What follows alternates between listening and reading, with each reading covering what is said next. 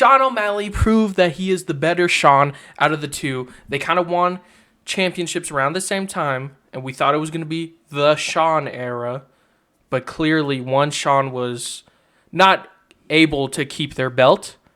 And then one Sean O'Malley, just proved that he's with the shits and that he's cool. Man, shout out Sean O'Malley. You know, I don't think I've ever said anything negative about Sean O'Malley on my channel, besides that he's kind of boring on the mic. He's just kind of, I don't know, he's fumbling, bumbling idiot when it comes to words. But that's mainly it.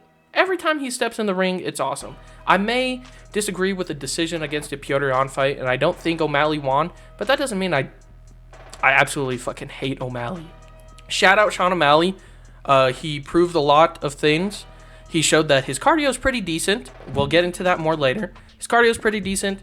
He could keep an output of 400 strikes, Max Holloway levels for 25 minutes. And he was obviously exhausted, but he wasn't dying. And then unfortunately, Marlon Chito Vera, us Marlon Chito Vera fans are going to be very disappointed. I don't know what happened.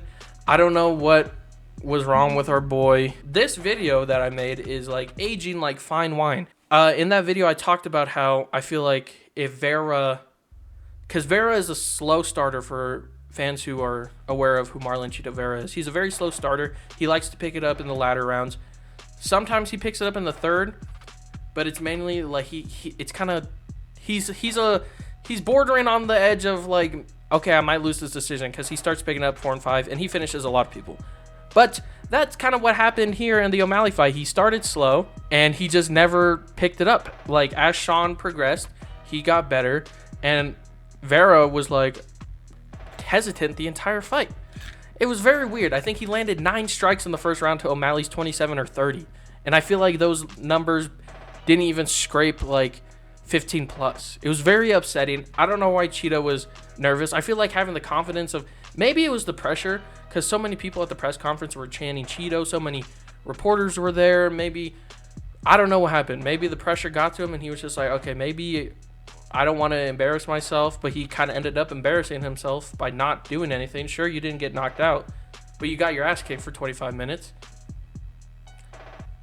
And you a lot of people want to say the first fight was fluky, but I feel like it wasn't a fluke. O'Malley's body didn't keep up, and Vera was landing ground and pound. If they stood him up, O'Malley wouldn't have been able to walk. They would have called the fight anyway. So I don't think it was a fluke.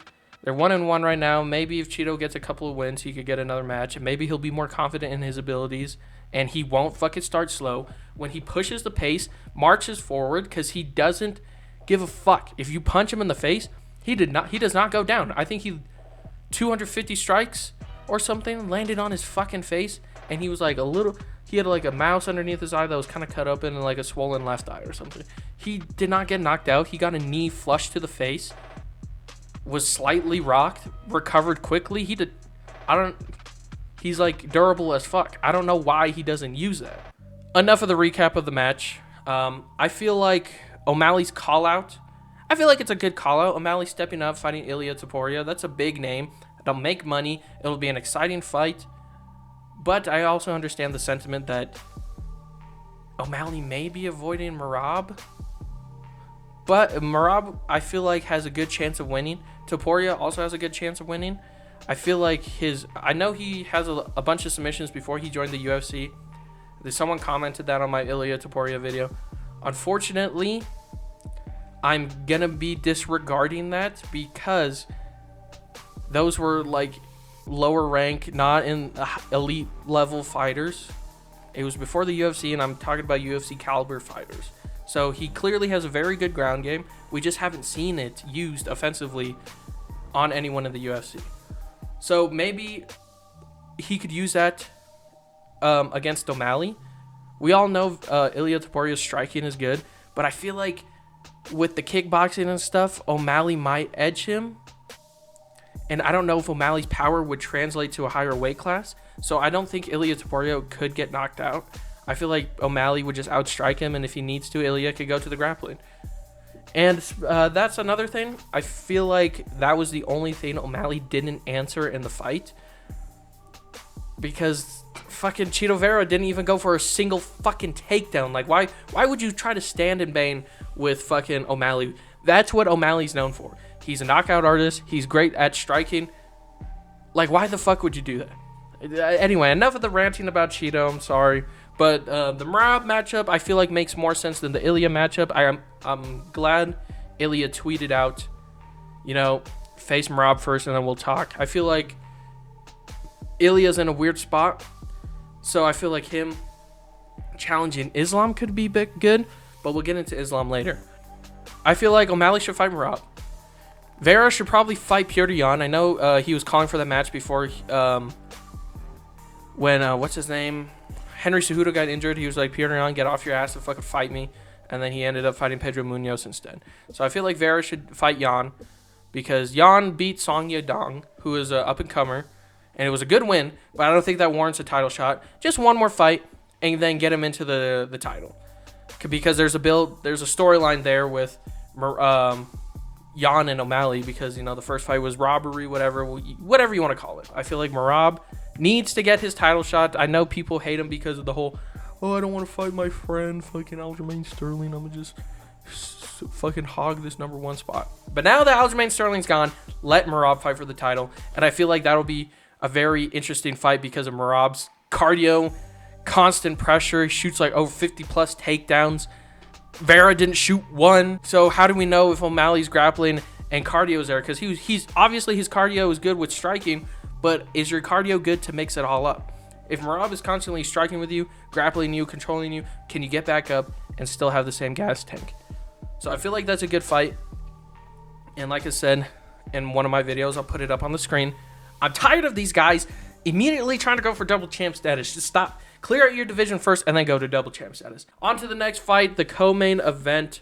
Dustin Soy Boy Poirier knocked out Benoit Saint-Denis. And I would say I'm a little bit of a Poirier hater. I really hate some of his antics that he does, but he always delivers in the ring. The octagon, his matches are exciting. So you know what? Good on Dustin Poirier. I'll give you a clap. I like to say Soy Boy Poirier because I just think it's funny. Like I said, clap to him. He did a good job. He knocked out Benoit Saint-Denis. Regardless of the staph infection or whatever, it was still a good performance. Dustin Poirier did what he had to do. The only annoying part was him jumping the guillotine so much. I know he likes to say, don't be silly, jump the gilly, but bro, please fucking stop. You could have ended that fight probably in round one, but I don't know what the fuck you were doing. But what I want to talk about is with this impressive performance that Dustin Poirier had against Benoit Saint-Denis, does he deserve a title shot over Gaethje and Charles? Because Gaethje and Charles are fighting at UFC 300, so they're going to be out for a while, obviously. If we don't know, their fights could end in the first 30 seconds and they can absolutely take no damage. But what if they're wars? So should they book the Poirier fight? I don't like it because Poirier lost to fucking Gaethje for the BMF belt.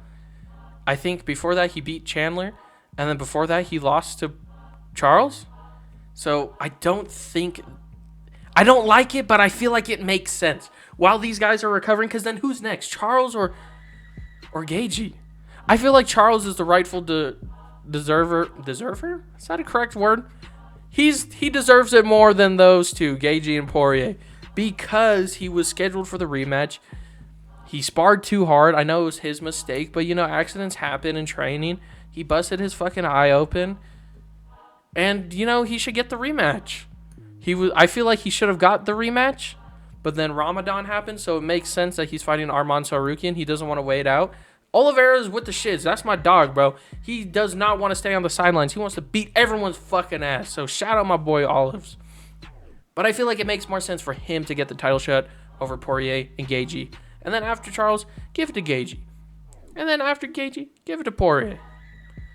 But I feel like it makes more sense because, like I said, we don't know. Maybe they'll wait. Maybe they'll wait until UFC 300 to make their decision.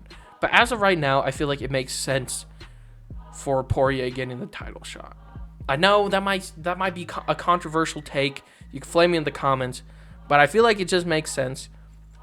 But I guess we'll see in April. Maybe Gaethje goes to war and then Charles gets an instant KO. So they obviously give it to Charles. So it's the lightweight division is in such a weird spot.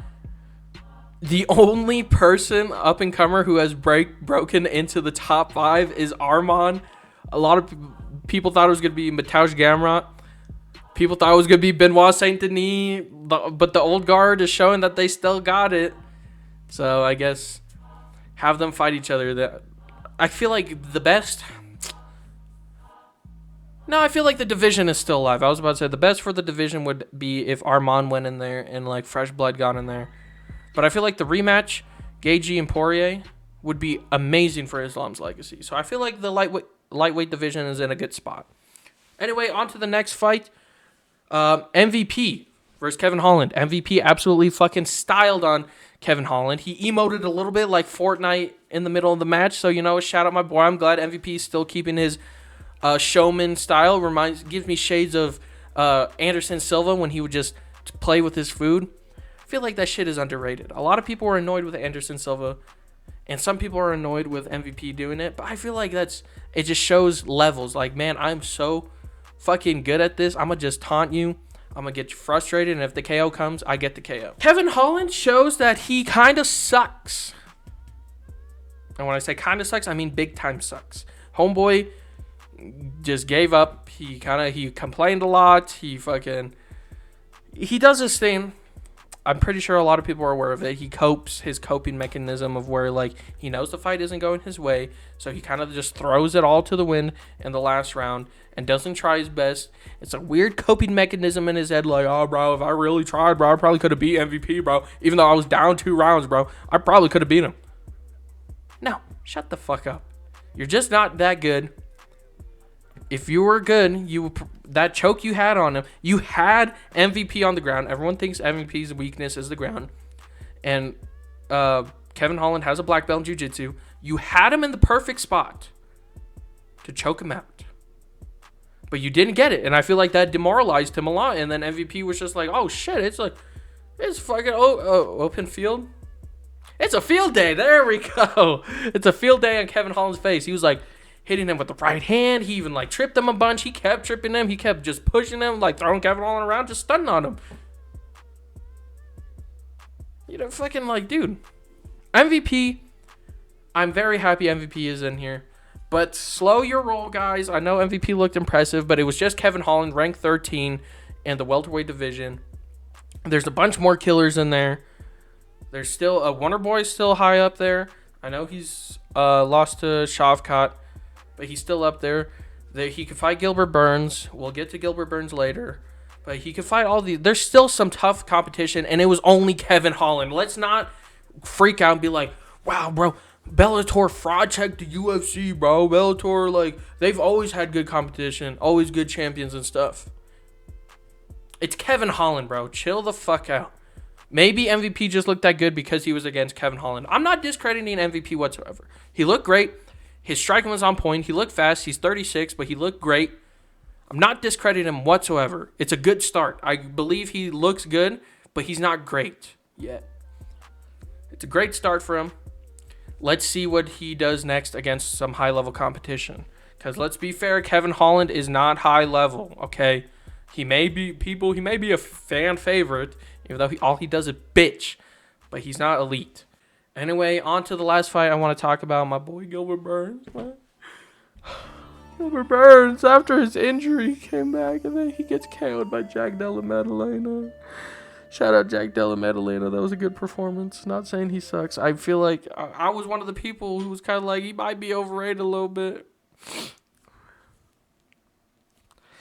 Damn, bro. I love Gilbert Burns so much. He's one of my favorite fighters. I really wanted to see him get in the win column. He lost to Bilal, got injured.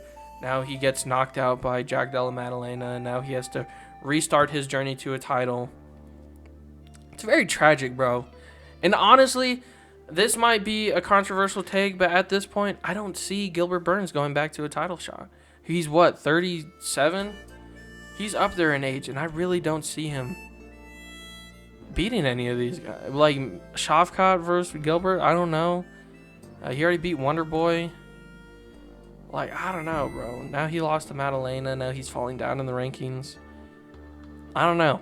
I'm really hoping my boy Gilbert Burns gets another win. But as of right now, he lost to Bilal already. Maybe run that back later in the future.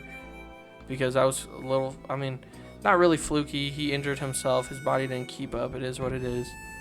But yeah, it's just, it is what it is. My boy Gilbert Burns is just, I really was hoping that one hurt. This match hurt me the most. Like, seeing Volk get knocked out, that hurt. But I'm like, Volk, you jumped into this after getting knocked out by Islam. But my boy Gilbert, I was just like, when he gets back from the injury, he's going to fuck these dudes up. And he was doing pretty good. But, just one shot, he was going for a takedown and got kneed in the face. Perfect counter by Jack Della Maddalena. Salute to you, my friend. But yeah, it's just very tragic. It's like making me sad.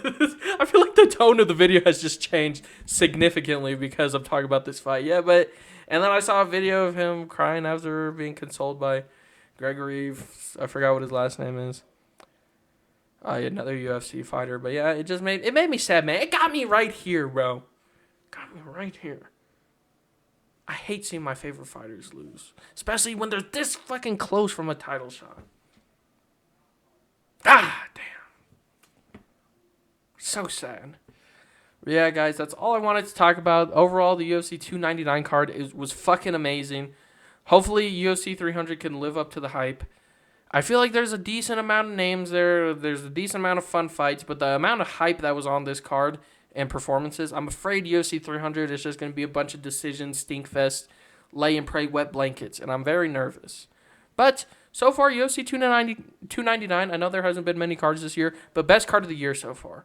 And obviously, it might be better than the best card last year, but it was an amazing card. Excellent time, excellent fucking performances by these guys. I do like O'Malley's performance, but I don't think he should have got performance of the night. I feel like it should have went to someone like maybe Curtis Blades for knocking out Jailton Almeida and saving the heavyweight division. Maybe it should have went to Jack Della Maddalena. Maybe it should have went to Dustin Poirier. But O'Malley, I mean, it was impressive that he did that to Vera for 25 minutes. But really, performance of the night, it was very impressive. But I love my boy Marlon Vera. But was it really that great? It's only Chito. If he did that to someone like Corey Sandhagen or like a Marab or something. Really? Anyway, that's all I want to talk about, guys. Let me know what you guys think about the UFC 299 card. Let me know if you guys disagree with me or with some of my takes, or if you agree with me or you want to add on to something. Maybe I forgot something. So just let me know in the comments. I like interacting with y'all. Shout out, y'all. Anyway, thank you guys for watching. Please like and subscribe, and have a great rest of your day.